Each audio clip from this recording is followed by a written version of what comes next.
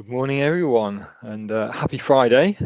Thank you for jumping on this webinar. So today we're talking about the net zero standard. So for those who aren't aware of who we are, I'm John Buckley. I'm the Managing Director and founder of Carbon Footprint Limited. We're a carbon management business, climate change solutions provider. We've been around for a long time now. This slide says more than 18 years. It's actually probably close to 20 years since we actually started the business all those years ago. We started with initially a website and an online calculator, and it's grown now to a large consultancy business where we serve over 1,000 corporate customers a year through our consultancy services, and we have many thousands more that interact with the business through our website. We're part of various schemes like the Quality Assurance Standard for carbon offsetting, so that's one of the things that we do. But a big part of what we're about is helping companies understand and reduce their carbon emissions at source.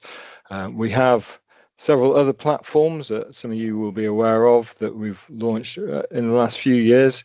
There's a Caddy platform, which we'll talk about in a little while. That's a carbon database initiative. We have Sustrax, which is our carbon accounting platform that some of you will be using. We have CRISP, which once again was also launched within the last year, which is a carbon ratings platform. So you can look at the quality of different carbon offset projects that you may be wanting to invest in. We also run the Freedom Flight Prize. So a few of these things we'll pick up on as we go through. So let's have a quick look at the poll results, see where people were coming from. Okay, so here are the results of the polls. Here's the first question. So the first question is, do you already measure your carbon footprint? And as you can see, most people give us a resounding yes, which is great. And so others are still on the start of that journey, which is fine as well. But we've all got to start at some point. So that's good. Let's have a look at the next one. How do you measure your emissions from your supply chain, purchased goods and services? So we've got the answers here. So most people, well, a good chunk, 23% are doing it by spend analysis, which is good. Some people using materials and products databases. 38% using a combination of the above. 3% saying they don't know, and then 30%, a third, who say we're not yet doing that measurement of the supply chain emissions.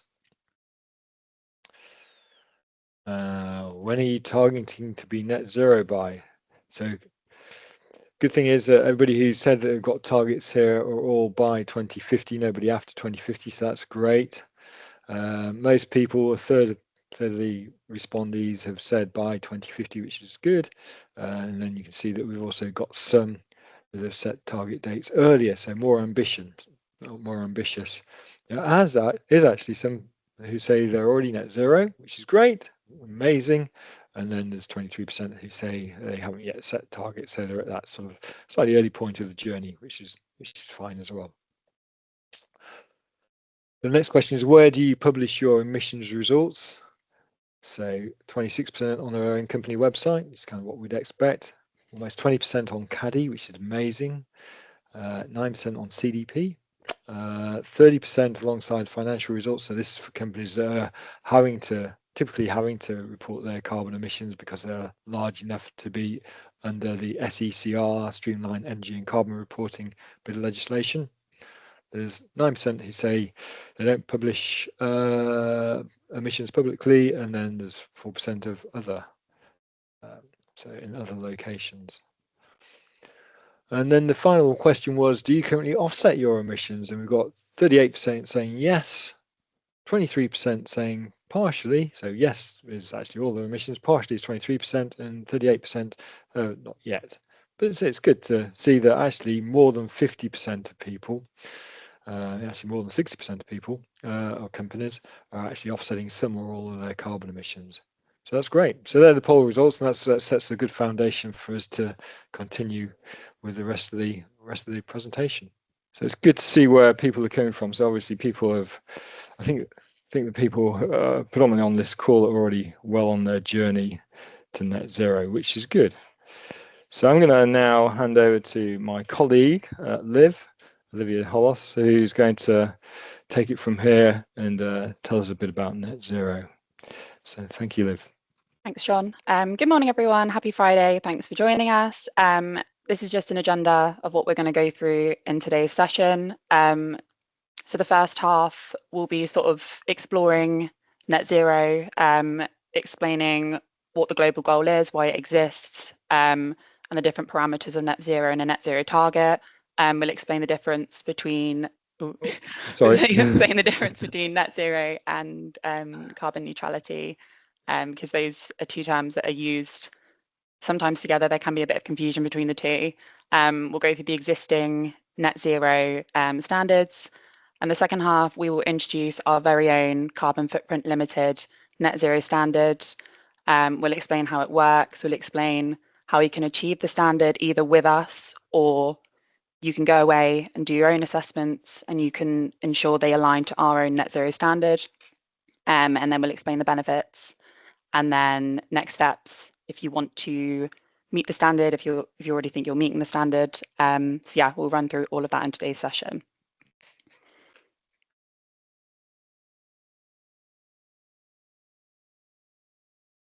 So firstly, why is achieving net zero emissions a global goal? I'm sure all of you are already familiar with this, but just sort of to set the scene. So we are seeing the consequences of global temperature rise, particularly in extreme weather events, sea level rise, biodiversity. To give a few examples, we've recently seen in the media that Southern Africa is suffering the worst drought in at least 2 decades. And in early April, a record number of tornado warnings hit the central Mississippi River Valley.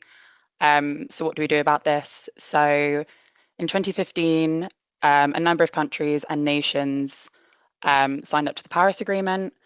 So they agreed to limit global temperatures to well below 2 degrees above pre-industrial levels. The International Panel on Climate Change took this a step further. And they said that to avoid the most catastrophic impacts of climate change, warming needs to be limited to 1.5 degrees above pre-industrial levels instead. So as a result of their interjection, the world is now pursuing efforts to limit the increase to 1.5 degrees instead. And this is where the need for emission reductions comes in. In order to achieve this 1.5 degree target, we need to reduce emissions by a certain percentage by a certain year to limit the effects on global warming. This is where net zero comes in, and this is something that we all need to contribute towards. So understanding net zero. So in terms of definition, net zero is when greenhouse gas emissions are reduced by at least 90% from a baseline year. So this baseline year can be different for different companies. Obviously, each company and organization all has the common goal to reach this 90% reduction, whether it be by 2050 or earlier. And then when that 90% reduction is reached by a company, the residual emissions, so those emissions that have not been avoided, are then offset. So they're balanced by carbon removals, which directly remove carbon from the atmosphere. So the overall aim of net zero is to achieve a no net increase in greenhouse gas concentrations in the atmosphere, meaning that by 2050, the amount of greenhouse gases emitted should then be balanced by the amount removed. And then just some key components of net zero. So in terms of time frame, we need that 90% reduction by 2050 at the latest. We've seen in the poll that for some organizations, this is 2040, 2030. The more ambitious, the better. And obviously, these targets can always be reviewed every few years or so to sort of make sure that target year is sort of, if it needs to move, it can move. In terms of scope, the target must encompass all relevant greenhouse gas emissions. So that's scope 1, 2, and 3. So scope 1 being direct emissions from sources owned or controlled. So for example, fuel combustion in company-owned vehicles and boilers, for example. Scope 2 being emissions from the purchase of electricity. And scope 3 essentially being everything else. So those emissions that are occurring upstream and downstream of your value chain, and those emission sources have less control. And then priorities, we want that deep emission reduction, that 90%, and then followed by the 10% removals, which is, that fourth point there. Those removals need to be done via high quality, verified offset projects. So just to touch on net zero versus carbon neutrality, these are both things that are recommended to achieve. They are slightly different and there can be some confusion between the two terms. So in terms of carbon neutrality is achieved through offsetting emissions. So this offsetting of the emissions can be done via avoidance projects. So investing in projects that prevent the further release of carbon into the atmosphere, or by removal projects. So projects that directly remove carbon from the atmosphere. And then carbon offsetting is essentially sort of balancing out the emissions. If you've generated a certain amount of emissions in a year, you then invest some money to either withdraw or prevent a similar quantity of emissions either coming out the atmosphere or going into the atmosphere. And net zero reinforces the idea that those reductions need to be seen as well. So obviously we want to see the reductions, and then when you've got the 90% reduction, that's the removals. But science-based targets, other bodies like that are always recommending that on your journey to net zero, you need to be reducing every year and then offsetting those emissions that you can't avoid. So they sort of come hand in hand. But obviously net zero is a more ambitious and science-aligned target for long-term climate goals. So in terms of the current standards, well, at least the prominent methodologies and standards that are out there at the moment, which I'm sure some of you are already familiar with. So we've got the ISO net zero guidelines. So these were launched at COP27 in November 2022. We've got the science-based targets net zero standard, which was released in 2021.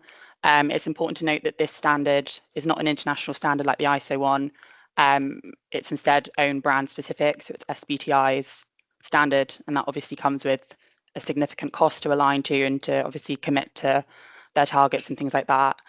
And then we've also got the new upcoming ISO standard. So that is set to be released in November 2025 this year, so following COP30. And this ISO standard will build on the existing guidelines that were established in 2022.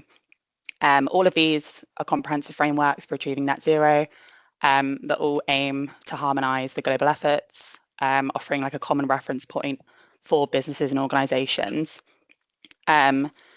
Obviously, all these standards have some great content in them, really useful content. We do have some unintended limitations, particularly for SMEs. So I'll just explain what those are now.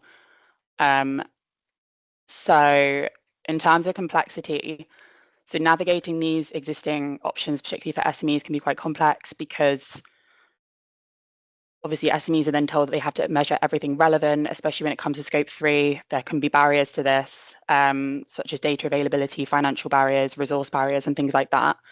They have a limited influence on supply chain emissions. Obviously, supply chain emissions are usually a big chunk of organizational footprints. SMEs in particular face several challenges when trying to influence supply chain reductions as a result of limited financial resources to invest in sustainable technologies. Obviously, like the limited like human resources as well to report on these and gather the data and things like that. And these standards, particularly the SBTi standard, comes at quite a significant cost. And ultimately, the cost that you're paying to align to this net zero standard, you could be putting towards emission reductions within your own company. So you sort of have to weigh up the options really and think what's more valuable in terms of your company and your journey to net zero. So in response to this, we have created our own net zero standard that is free, it's accessible to organisations of all sizes, and it recognises progress towards net zero at all levels. Ultimately, every business is at a different stage in their net zero journey. So we've created a more pragmatic approach to reaching net zero. And John will now go into more detail about the standard, so it's a lot more clear. Superb, thank you, Liv. So yes, as Liv says, yeah, we've put together a new net zero standard, our new net zero standard, to try and address some of the problems that are currently there for with other standards that are out there, mainly to make it easier for companies to achieve.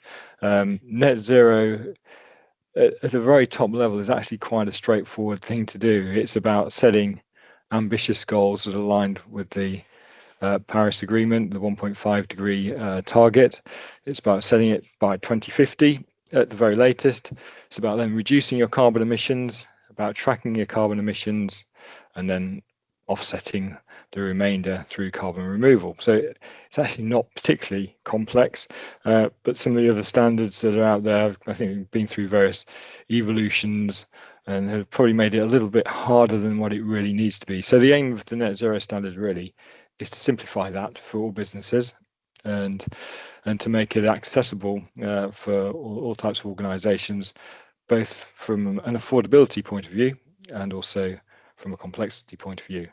So the net zero standard is free. It's free to download. It's free to follow, and that's where we started this goal from. So to be able to download the standard, we've got a website. It's called netzerostandard.org. So quite an easy one to remember. So if you go to netzerostandard.org, you can scan the QR code here. You can find the website. On the website, it tells you a little bit more about the standard, and you can actually download the standard documentation, like we say, for free there. So that's all ready for you to start looking at pretty much immediately, right now, if you like. So in terms of the standard, there's sort of 6 levels of certification, and it's there to sort of designed because companies are at different stages, are either at different stages now or will be at different stages along the pathway. Clearly, this is a program that's a long-term program. It will take many companies until 2050 to achieve. As we see, some companies may achieve it before then, which is great, but it's a pathway that can be achieved. So there's three stages effectively. There's target setting stage, target set stage. So once you've set your targets, you can have the first standard branding. There's on track. So when you're showing that you've set targets and you can demonstrate that you're on track to meeting those targets, then there's the second stage, and then there's the third stage once you've actually achieved net zero. So it recognizes all those three key stages, and the way, and because the 6 levels of certification is that there's actually 2 different sort of routes and starting points. There's the essential level and the comprehensive level. So if you look at the logos here, you can see at the bottom it says C1, C2, C3. They're the comprehensive levels. There's an equivalent one where it says E1, E2, and E3. And what I'll do on the next slide is I'll explain the difference between essential and comprehensive and the logic behind why we've come up with these 2 levels. So there's two different pathways, like I say, essential and comprehensive. And before we get into that, well, actually, the difference between essential and comprehensive is fundamentally the scope that it includes within the assessment of emissions and the target setting and the reduction that's required. So Liv explained what scope 1, 2, and 3 were earlier. So scope 1 is the emissions that you're directly responsible for from burning the fossil fuels yourselves, whether it's in your heating system in boilers or within vehicles, for instance. If every company and every organization in the world was to reduce their scope 1 emissions and just scope 1 emissions and forgot about scope 1 and scope 2 and scope 3, if every company just focused on scope 1 and and got those to 0, then actually the world would have 0 carbon emissions. Because scope 2 and scope 3 are somebody else's scope 1 carbon emissions. So if you think fundamentally we can achieve this just by, if everybody just does scope 1, then you kind of start to see that is the important part. The essential level actually goes a bit beyond scope 1. It includes scope 2, which is the electricity usage, typically electricity usage for most companies, and some of the key scope 3. And we set it at this level because a lot of companies, most companies who are assessing emissions are already assessing at a very minimum these 3 three parts. So scope 1, scope 2, and the key parts of scope 3, which is business travel and upstream leased assets. So it's typically from emissions in buildings that you're leasing, things like that. So companies already are assessing that. It's relatively easy to assess those emissions as well. Emissions factors are readily available, such as DEFRA produces factors for those. So it's relatively easy to calculate. There are free online calculators that you can use, including our Sustrax Lite calculator that allows you to do that. So there's no real barriers for businesses to be able to achieve the essential level. So that's why we've said at this point. And ultimately, if you do that, and every company in the world did the essential level, then we would meet the global net zero target. So this is ideal for SMEs, especially those with limited scope to impact large suppliers and those that are going to find it difficult to get data from their supply chain. The comprehensive level is the one that shows actually a much more comprehensive assessment of all your carbon emissions. It includes all your scope 3 emissions that are relevant to your business. So it includes your supply chain. If you've got products, it'll include the use of products if they use energy and cause carbon emissions in the use. So by looking at this comprehensive level, this actually shows a bigger leadership, represents true leadership. It's sort of, it gets you to influence your supply chain and influence more people. So this is a goal for larger corporates, especially, but that doesn't stop smaller companies from doing it if they can do it. So they're the two pathways, essential and comprehensive, based on the different scope that needs to be covered for each of those categories. So the net zero framework basically has 5 key things that you need to be doing to be on track to achieve net zero. Firstly, there's the accounting of your emissions. I'll go through each of these in just a little bit more detail in a second. So firstly, accounting for your emissions, measuring them on an annual basis, setting a baseline. There's target setting, making sure those targets are set in line with that 1.5 degree global ambition. There's then tracking progress, i.e. tracking your emissions, measuring them on at least an annual basis and showing, hopefully, that you're on track to meet the targets that you've set. Then there's carbon offsetting of residual emissions, and we'll focus a bit more on carbon offsetting in a bit because there's also potential of offsetting on the way as well, and we'll explain why that's important. And then there's the public disclosure, which is a really key part. It's the bit that sort of makes it more transparent what you've done. So there's no hiding kind of your data, your results, and your targets. So the emissions accounting and reporting, we've landed on just the greenhouse gas protocol as a framework and foundation for this. It's the foundation that most companies are already using for measuring their carbon emissions, so it seems a sensible way of doing it. There's no point reinventing that. There's a good foundation for doing it. So that allows you then to set your baseline and to track the progress against it. The targets need to be set, like we've already mentioned, to the 1.5 degree aligned target, which is basically that goal of reducing by 90%, by at least 90% by 2050 at the very latest. You also need to have a short-term target, which needs to be by 2030 at the latest, and they need to be in place. Then we need to be tracking progress, tracking against the baseline, showing that we're progressing in line with the targets. And then there's a carbon offsetting part. And the carbon offsets is the final bit. It is the offsetting of the residual emissions. For achieving net zero is for offsetting the residual emissions. It requires carbon projects that are around carbon removal rather than carbon reduction. So it's the projects like the biochar type projects, potentially the direct air capture projects, forestry projects as long as they're permanent, things like that. So these are these types of projects that you'll be using in the future to do that final 10%. The criteria for eligibility of the carbon credits is aligned to the ICVCM, so that's the Integrity Council for the Voluntary Carbon Markets, CCP, which is called Carbon Principles.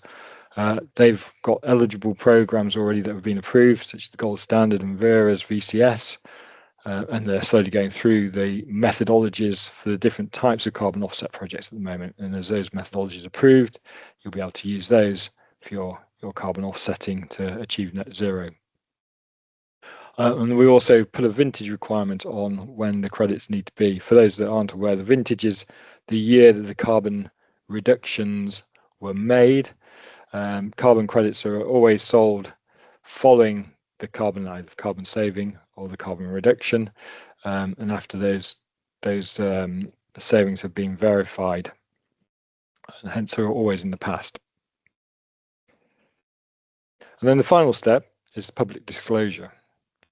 So we've chosen the Caddy platform to disclose on. The reason why we've chosen that is that it's a free to use platform that anybody can access, and you can disclose your own emissions. It allows you to disclose your assessed emissions, it allows you to disclose your targets, and you can also show the progress towards those targets and tracking. So it's a good platform to show that. Obviously, you can also disclose in other locations as well. Many companies will choose to disclose on the websites and on other platforms. That's all fine. But we've focused on Caddy for a number of reasons.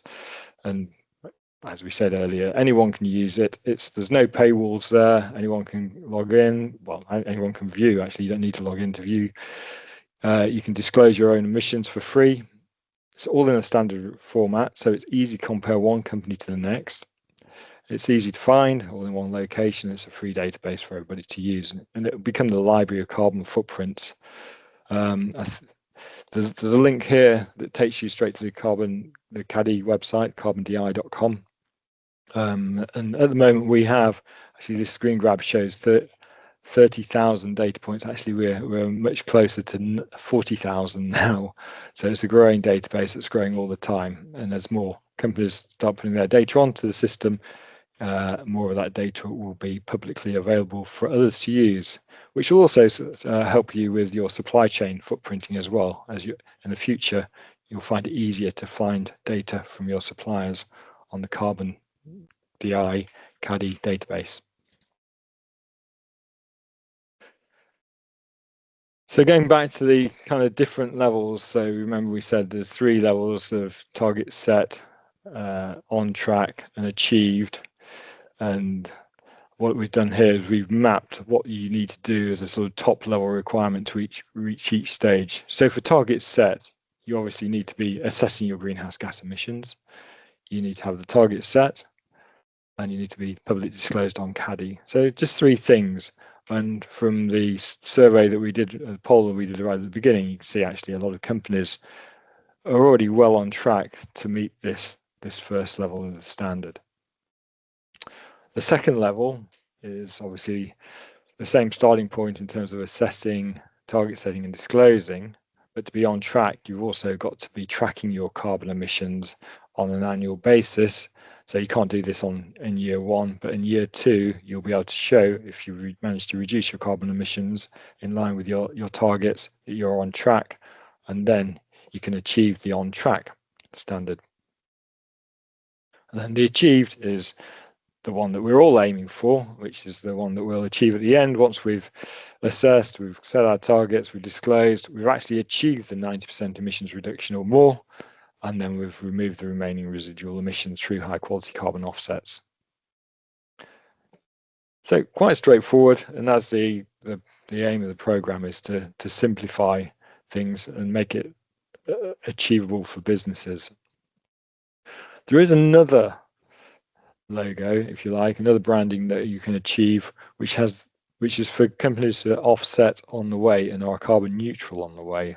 And I'll explain why this is super important in a second, but basically just to show you this is available for you to use as well. So this is for companies that are on the E1, E2, so the enterprise target set, enterprise on track, or C1 for the comprehensive levels, C1 and C2, and it allows you to then offset those carbon emissions and support projects around the world that then support, as well as offsetting and making your emissions neutral, it does support the overall societal net zero goals. The offsetting here doesn't need to be through removal. It can be through reduction projects. So yeah, the projects that a lot of companies are already supporting, maybe in their carbon offsetting, such as renewable energy, improved cook stoves, clean drinking water projects, landfill methane capture, projects like that can be used for this standard. So it's probably worth just picking up on why offsetting on routes is important. And it's sometimes hard to visualize carbon emissions because obviously you can't really see them, they're in the air. But I kind of think of this sometimes as, what would it be if we all decided to be net zero on waste? And up until recently, we've all been producing waste, and we get it removed by a waste collection company.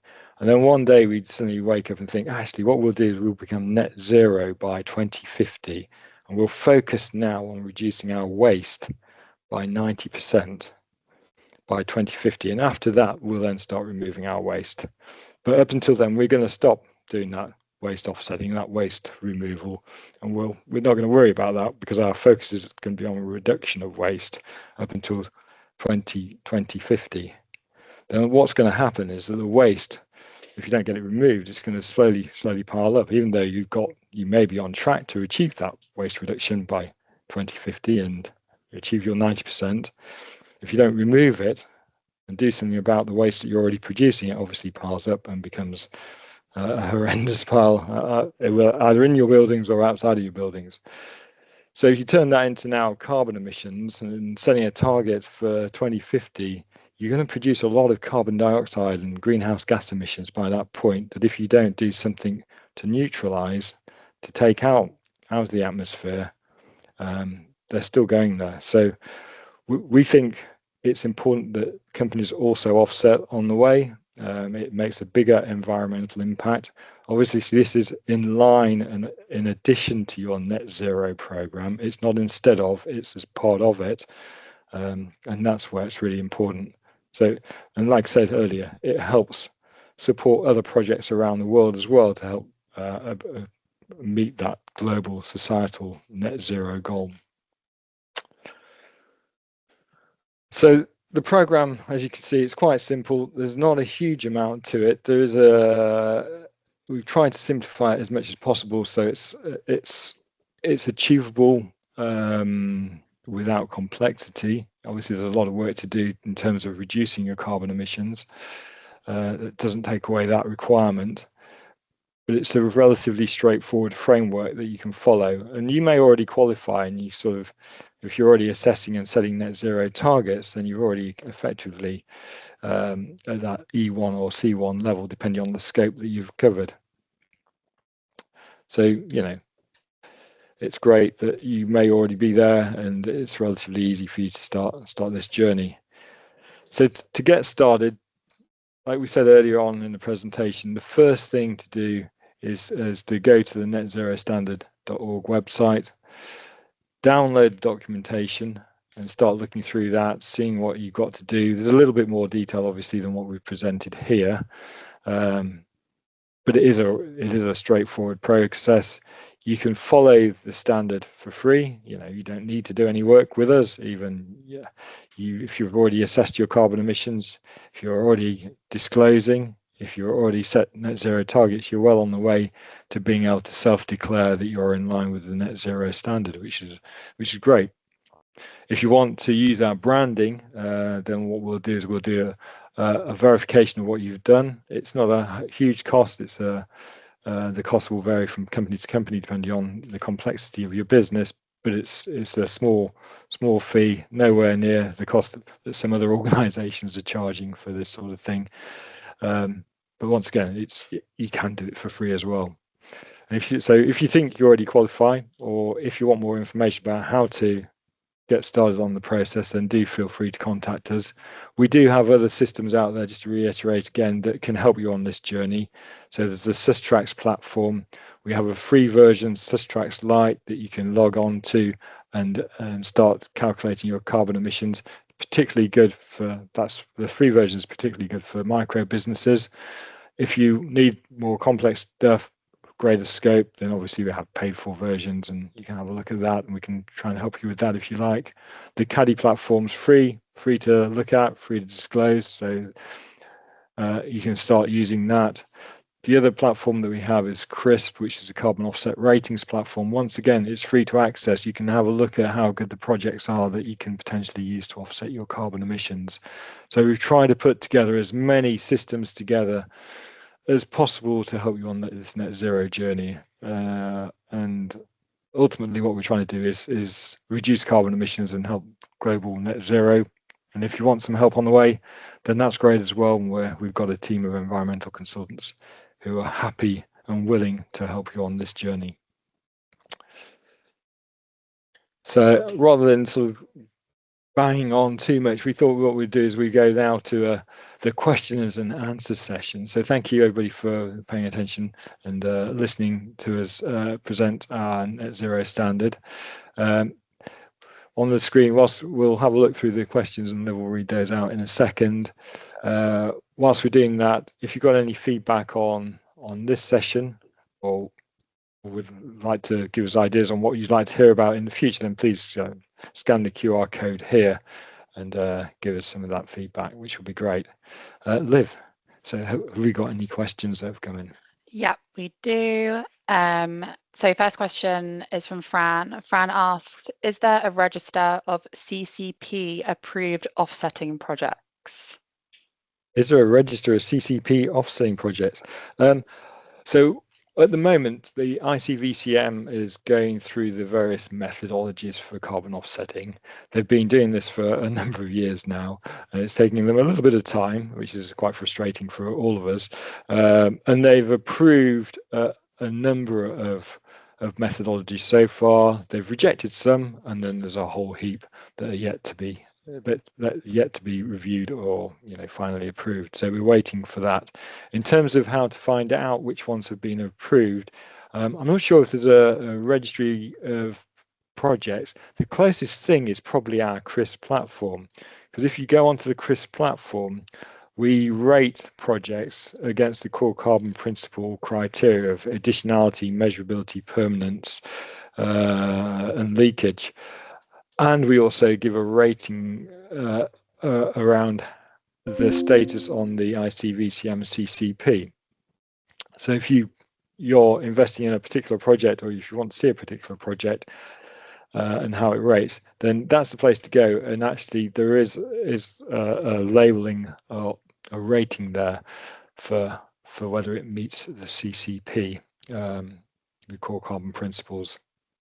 So yeah, I'd start with the CRISP website. Cool. Martin asks, are there certification requirements and how much does it cost? He's saying it could potentially be expensive for an SME. So the whole idea is that this program's been put together so it has a free starting point effectively, so you can download the requirements for free, and you can self-declare for free. You obviously still got to disclose on Caddy and meet the requirements if you're self-declaring, but you can self-declare. So in a way, it doesn't need to be expensive. We can be on this net zero journey, at no cost at all, effectively. Obviously, if you want to use the branding, then we'll do a level of verification of what you've done. And that depends on your starting point really and what you've already achieved. So if you're already having your emissions assessed and the emissions have already had a third-party verification as well, then there's obviously less work for us to do. We're not expecting a huge cost for doing any of the verifications. It does depend on the business. It does depend on the size of the business as well and the scope that we need to have a look at to get you through that verification process. But it should be relatively low cost. There are other schemes. Some of you will be aware of that charge huge amounts of money, like £10,000, and we're nowhere near that. It will be nowhere near that. Well, Fran has asked for a bit of detail on cost for verifications. I think, Fran, what we'll do is I think I will take that one away. If I pop my email in the chat, I'm happy to arrange a call with you about that, and we can have a discussion about what you guys have achieved already. So yeah, I think if we offline that one, we can have a chat and see how we can help you on that one, if that's okay. Yeah. I will pop my email in the chat, so you've got that. No, that sounds like superb. I think that's going to be a common question, is the cost of doing the Yeah. verification. And it really does depend on the company, how much you've already done. For some of you, you're already working with us. So we already have helped you with, we may have already helped you with the appraisal, the target setting, publish on Caddy. And actually, if you've already done all that with us, there is no additional cost for the branding of the net zero. So if you're already working with us, it could be for free. It's just an addition to what we're already doing with you. Sorry, I've lost where I am. Another question from Martin. Can emissions intensity be used for target setting? This may be more achievable for an expanding SME. Yeah, so this is one of those questions that comes up time and time again, and we've given this a lot of thought, actually.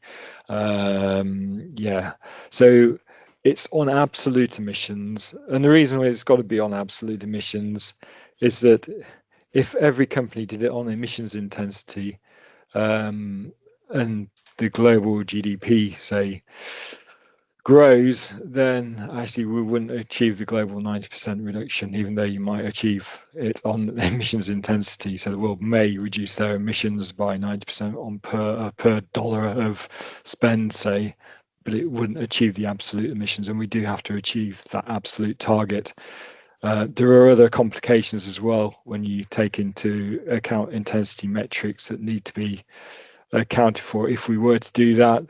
And once we looked at it in more and more detail, it just became too complicated to do that. So we've kind of gone with the flow, which is what organizations like science-based targets do, and it's got to be on an absolute basis, I'm afraid. What you can do though is, if you do grow rapidly and maybe acquire other companies and things like that, you can re-baseline and then start again from the beginning and set new targets. But that's the overall, to achieve net zero globally, it's got to be absolute. Ellen has said, so gold standard, Vera, VCS, aren't they under the spotlight for greenwash? Obviously, this is a question we get quite a lot, and she's asked, how credible are they? So I suppose that links to our CRISP platform. Yeah, sure. Yeah, sure. No, that's a good question. So yeah, gold standard and Vera, they've come under some scrutiny over the last few years by some angles of the press, some justified, mostly not justified in reality. Gold standard and Vera have been picked on because they're obviously the biggest bodies that are involved in the standard bodies for carbon offsetting. But they are actually the best, without any doubt. They're the best. There's the exciting thing from a carbon offsetting point of view, though, is the whole framework that's coming from the ICVCM. So they're, if you like, they're the independent organisation that's kind of policing the quality of the projects and the methodologies that they're using. And they're, like we mentioned earlier, they're going through this process at the moment of reviewing all the methodologies and either approving or not approving them. If a methodology doesn't get approved, it doesn't necessarily mean that the project that's been verified against that methodology is bad, though. It just means that the methodology wasn't that great. It's a bit like, I know my kids are doing GCSEs at the moment, so it's kind of giving them an exam that was easy. Just because a child would pass an easy exam doesn't mean that child is not clever. It just means the exam was too easy.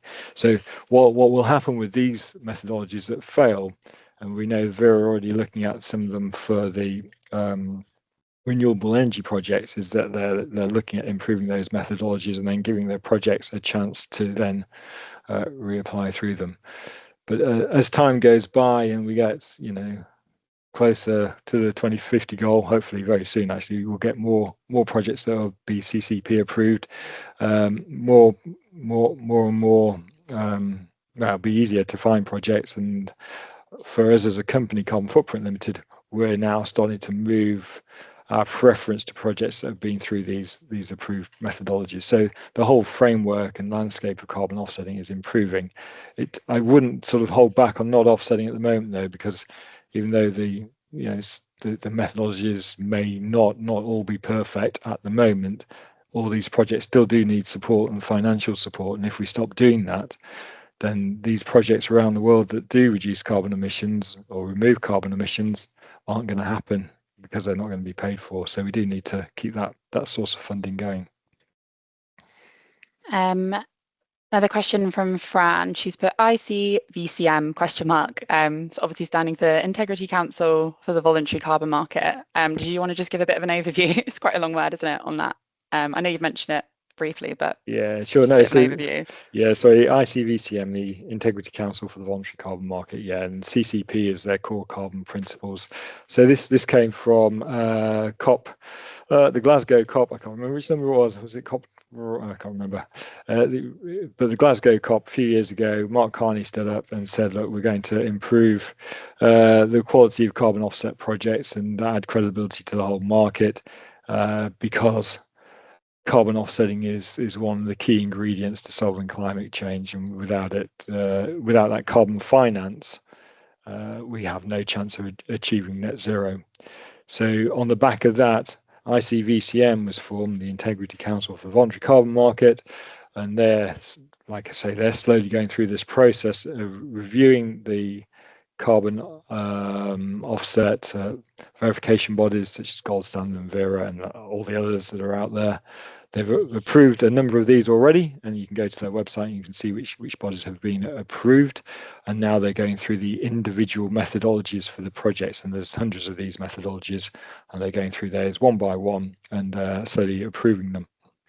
It's a really, really slow process, and it's agonizingly slow. ICVCM was set up, like I say, about 5 years ago. And it's now still only kind of reviewed a relatively small handful of methodologies.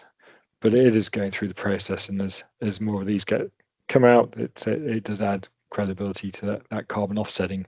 And carbon offsetting is a key part of net zero. It's it may just be the final bit that you need to do to achieve net zero, but it is a bit that's required. It is the net of net zero, so it's key to it. And obviously we've mentioned that how important it is to also consider accounting for and compensating for those emissions on the way through carbon offsetting as well. So it is really important. Ben has asked a very good question. So he has said, is the near-term target a bit too soon with it being 2030? Will this make the standard unachievable for a lot of SMEs who won't be able to achieve the reduction by 2030? To achieve net zero across the world and be on track to meet the targets, the science-based targets that have been set, we need to have rapid reduction over the next 5 to 10 years. So yeah, it is short term and it is quite soon, isn't it? But those targets do need to be achieved if we're going to be on track to meet that 1.5 degree global warming goal, limiting global warming to 1.5 degrees. Yeah, it's not an easy thing to do. There are obviously lower hanging fruit that you can do at this stage, and there's probably a whole webinar we can do to sort of explain that and the easy steps for companies to take to start making those big reductions now. A lot of companies will have already taken some of them, but there are some easy and quick win steps which will make big reductions. And then it actually becomes harder as you get close to the end, actually, because you've done all the quick wins and now you're into the harder stuff. The other thing to remember is actually a lot of things are happening already in the background. So when we help companies with target setting, we forecast their emissions, and the forecast is based on two things. One is passive reduction, what we call passive reduction, so things that are happening anyway. So this is things like decarbonizations of electricity grids. So if you look at the emissions factor of the UK grid, for instance, over the last 5 years, it is effectively halved, which means that there's, even if you're using the same amount of electricity now as you were 5 years ago, the carbon emissions that will be coming from the use of that electricity will have gone down by about 50%. And then we're also obviously seeing Lots of legislative things that are coming in, such as move to electric vehicles. By 2030, you won't be able to buy a petrol or diesel car anymore, brand new. So there's lots of things that are happening in the background that will passively reduce the carbon emissions.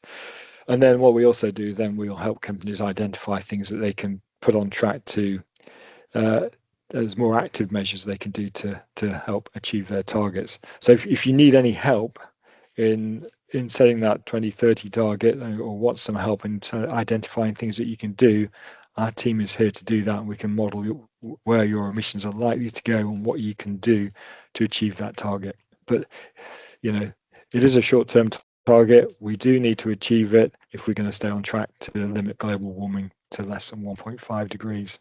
So it's a simple fact. That is all the questions for now. If anyone else does have any questions, feel free to contact either myself or John. We've also got our main contact email as well, if people have any other questions. But yeah, that was a good Q&A session. Thank you very much. The only other thing to say just before you go is that we have another Carbon Academy event coming up very soon, actually, on the 13th of June, which will go through the CADI database again.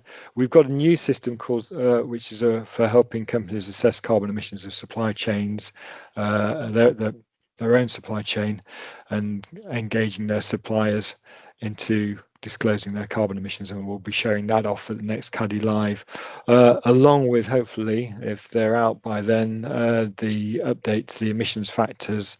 We're expecting DEFRA to be UK government to be updating their emissions factors on the 10th of June, which will be the date that we also update international factors for 2025. So there'll be lots of stuff to be showing off at the CADI Live on the 13th of June. So yeah, sign up. There's a QR code there. I think that brings us to the end. So thank you everybody for your attention. Thank you very much for all those great questions. Feel free to email us with any more questions, and if you need any help, we're here to help you. Enjoy looking through the documentation, and yeah, good luck with your journey to net zero.